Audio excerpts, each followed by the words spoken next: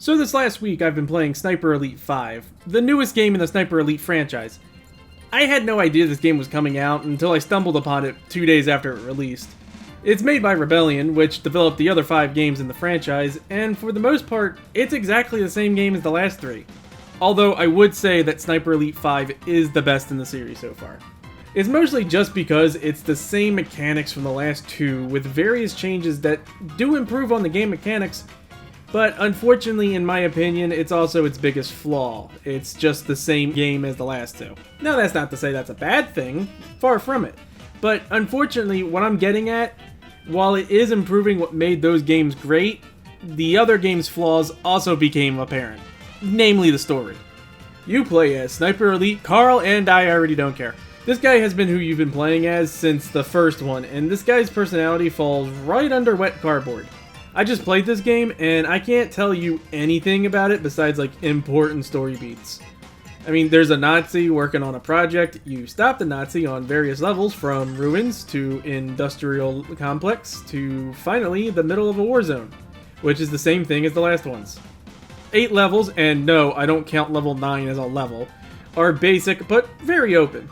I wish there was more open world aspects to this. Besides the small bits we get in between the levels, there isn't much of a story besides beat the big bad guy in his big bad project, Project Kraken. Which, again, is not a terrible thing. You shoot Nazis, that's good enough for any story. It's just that after 3 games, the only major difference in the story is the location. But even then, it's somehow the same. Sniper Elite 3 was set in Africa, Sniper Elite 4 was set in Italy, and Sniper Elite 5 is set around the Allies' invasion of Normandy and the war theater in France. You meet resistance fighters, who I could not care to remember, and the game doesn't really care either, since only 2 of them appear more than once as far as I can remember. I actually thought that these girls were the same person until they appeared together, and I was like, oh, well, they're obviously not the same. Hell, this US Ranger guy shows up one mission, then appears again towards the end, and I have no idea who this guy is. If he was in the other games, I'm sorry, I do not remember him at all. The game models don't look too great either. Now, I don't expect the models to look as perfect as possible, but I do expect the models to show a little bit of emotion, or at least look at the person they're talking to. Let's get this bastard Muller. He's not here. What? Muller and his entourage are gone. Charlie tells me that in Italy you are known as the Shadow. We need an infiltrator. I had so many glitches playing this game. Not game-breaking bugs, and not so often that it ruined the game for me, but enough that I need to talk about it.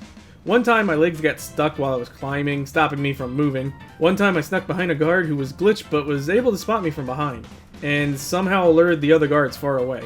One time I glitched and fell down several stories because my guy decided to forget how ladders work, but I snapped all the way back up and was just hanging there, so I was just down to 1 HP.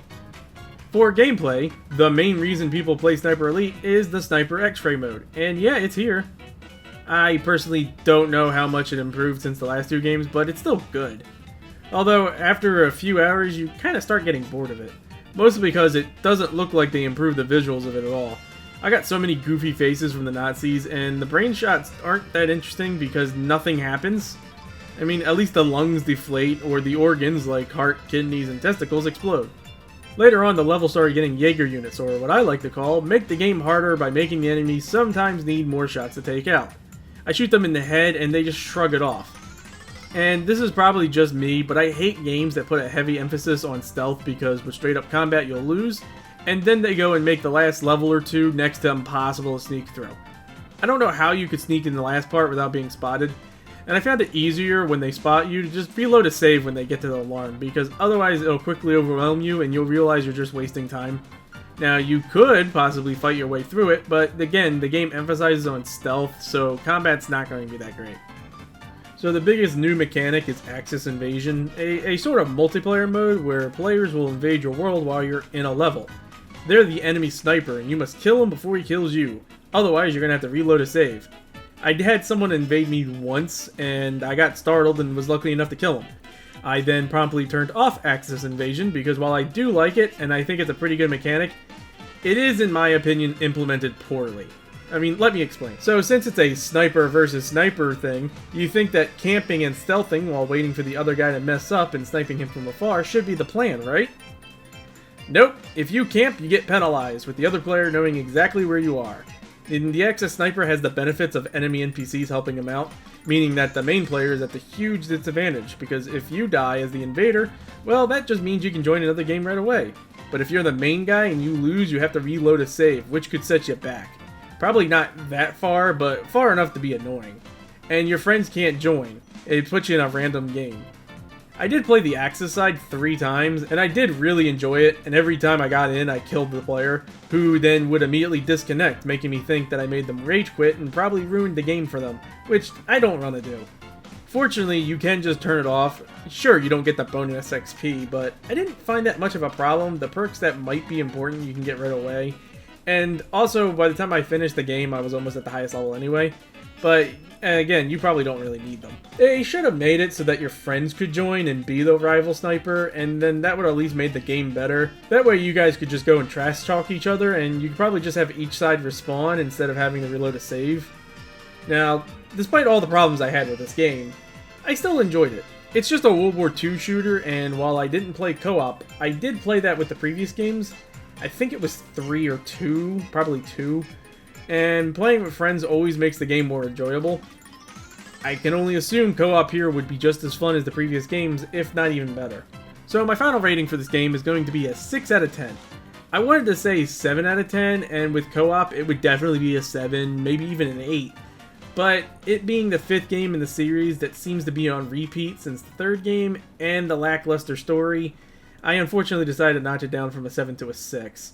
Now, I would still recommend it if you were looking for a World War II shooter, but I would highly recommend waiting for a price drop. If you have Xbox Game Pass, like what I did, it's free on that. So if you want to play the game and have Xbox Game Pass, I would recommend playing it on that, because then the only thing you risk losing is time. I hope Sniper Elite 6 greatly improves on this. I mean, make it open world with more side quests and stuff to do on the map.